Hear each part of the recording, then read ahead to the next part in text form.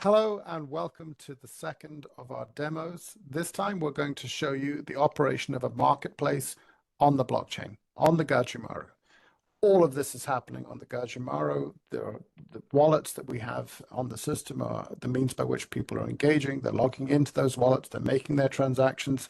It's actually dynamically creating the smart contract between the buyer and the seller. It's allowing them to negotiate the terms between them and representing that again, rebuilding and allowing the transaction to occur using the Gajus as the currency of exchange. This is something completely new for blockchain. We've been told that this is all about enabling people to transact with one another, but it's not really happened except with massive intermediation. Lipstick on the existing pig of a system. What we're going to show you here is an actual market operating for real with Gajus. On the buying side, we have Dimitar, who's sitting in Bulgaria. He's going to be buying some of the items that Ulf has offered for sale on Aegora, which is our marketplace. Over to you, gentlemen. Okay, I'll start sharing my screen now.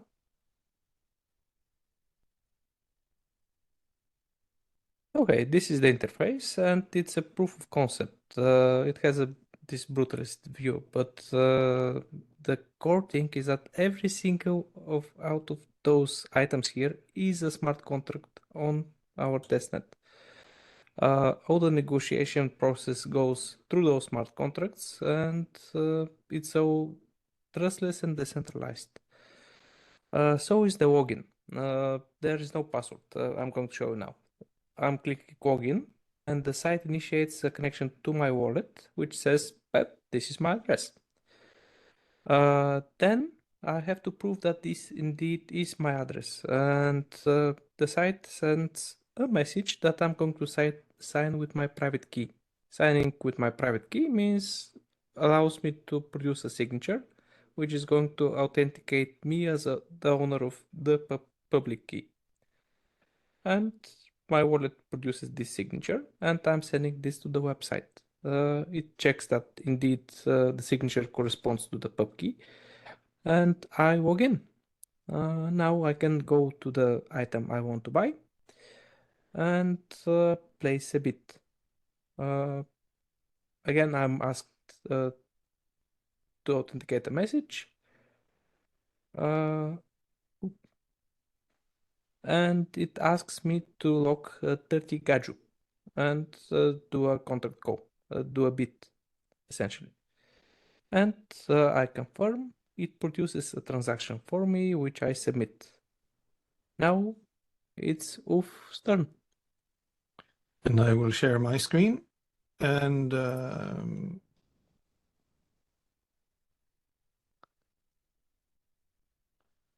so I can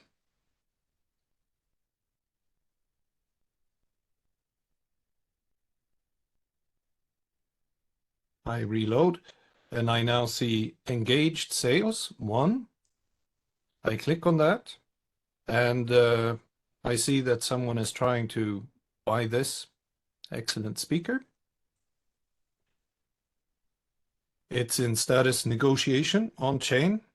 I go down here and I see a bid. I can send a message.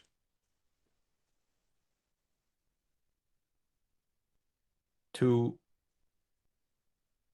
the prospective buyer, and Dimitar will hopefully answer. I am. I did. Bulgaria. I'll add some shipping cost.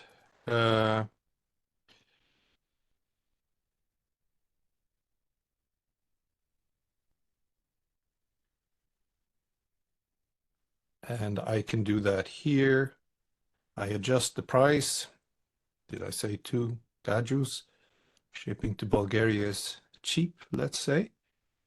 So I confirm an adjustment of the price. So now the price has gone up from 30 to 32. and we reload, we see that this has been confirmed. So it's on the chain.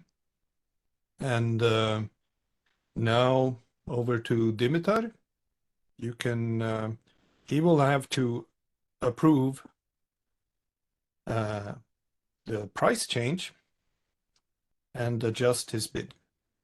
Yes, now I see that the price get changed from 30 to 32, and I have to walk 2 more gajus to match the price. Uh,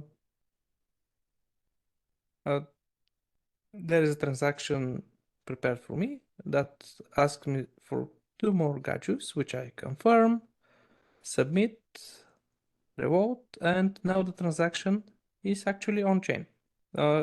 It's already mined. It's that fast. At this point, I had much too expectations for the price, and now it's his turn. Yes. So over to me. I can now see that there is a new bid updated to reflect my new price. I can accept that.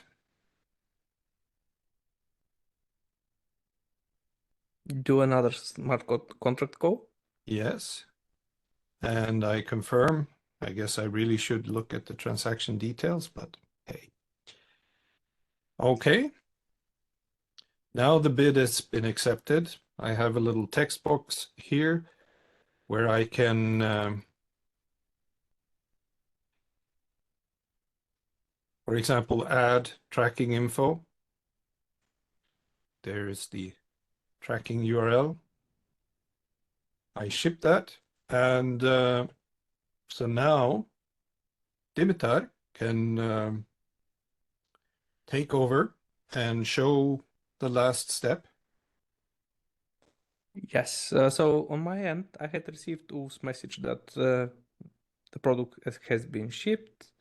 I can, once it's received, I can say it's received. I can put a rating to Ulf. I can write a comment like that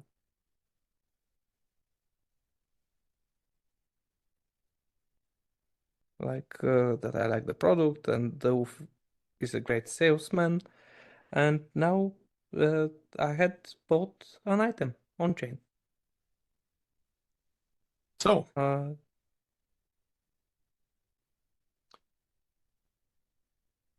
and well, Craig, who wrote the marketplace, any concluding comments here?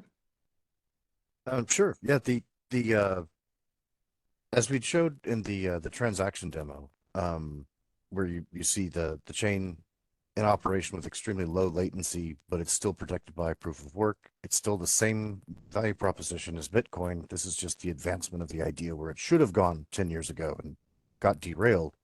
We're finally able to do the thing that you would have expected blockchain to have supported a decade ago, which is an online marketplace for people to buy and sell directly to each other, sort of eBay style, almost like old school classifieds in a newspaper. That was one of the original goals of blockchain, and we never got there because everybody got derailed by the number go up nonsense speculation. The low latency nature of Bitcoin next generation, as implemented by Gajumaru, is allowing us to do this directly on the chain, on the mint, which is fantastic.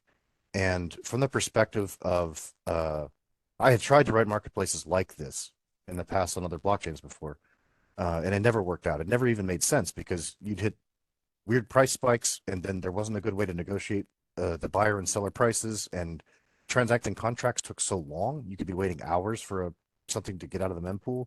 The price could have changed by the time that went through.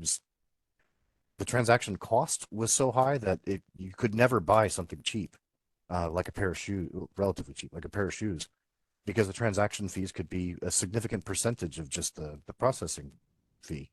And existing online marketplaces that use PayPal, eBay, Amazon, and so on, they take anywhere from 12% to 45% of your sale also.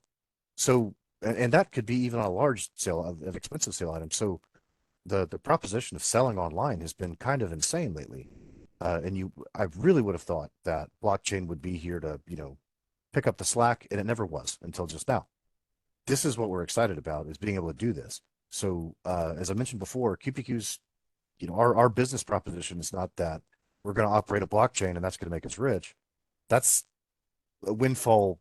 Windfall profits are not business models. They're not the same thing. We have ideas like this that we want to put on chain, and there hasn't been a blockchain that could do this yet.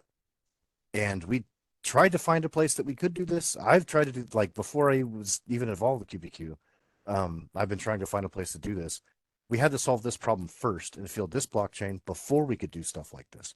So this is, it's rough interface. It's, as Dimitar said, it's brutalist interface, very web 1.1.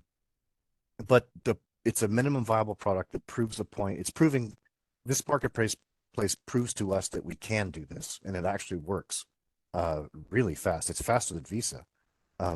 It's so fast, and it works so well that it's almost disappointing. Like, why haven't websites been doing logins using public private key pairs forever? Like that, that should have been a thing years ago, and we're doing it right now, and it works great.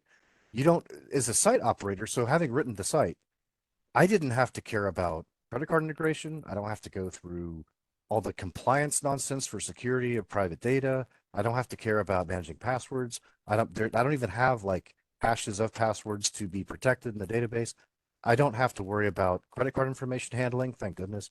That's such a sticky problem that nobody handles credit card data anymore. You get an outside provider that you pay through the nose to get access to, or use something like PayPal that takes a huge cut off the top. All that security overhead is offloaded. That work, that is the proof of work. That's the point of having a proof of work meant, is to establish that undebasable currency position that Bitcoin has, that we also now have. But we've got the low latency necessary for real world stuff to happen. So this is super exciting. I mean, you could probably tell I'm kind of excited about this because it's been a long time coming. But being able to demo this is fantastic. And I'm just, this is great. This is the place we wanted to be. I mean, like I said, a decade ago, and we're finally here now. So a little bit more white in the beard than we were hoping for at this stage, but finally getting there. So anyway, thanks for watching. Greg, if you have any final words to say. You're muted, Greg. Yeah. Forgive me for that error. Yes, I run a tech company and I don't know how to unmute myself before talking. Absolutely competent for the job. Look, Craig hit upon a great point there at the close of his little summary of where this is and why this is exciting. I've been talking about creating an Internet of Economics, the economic emancipation of humanity, for 22 years at least now. And at the heart of that sits the ability to transact, the ability to cross boundaries between different counterparties to enable one person to offer something, whether that's a service or a good for sale, and for another party to purchase that good or service. Rough and ready though what we showed might be, it's actually a viable product that is going to launch on the Gajumaru when we come to market.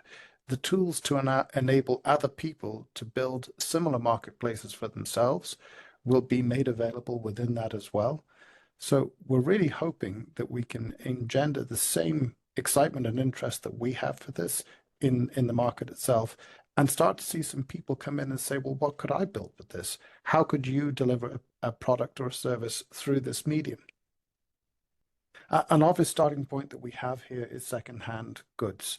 The things that are in our drawers on our desktops that we don't use anymore, or we have updated with a new version.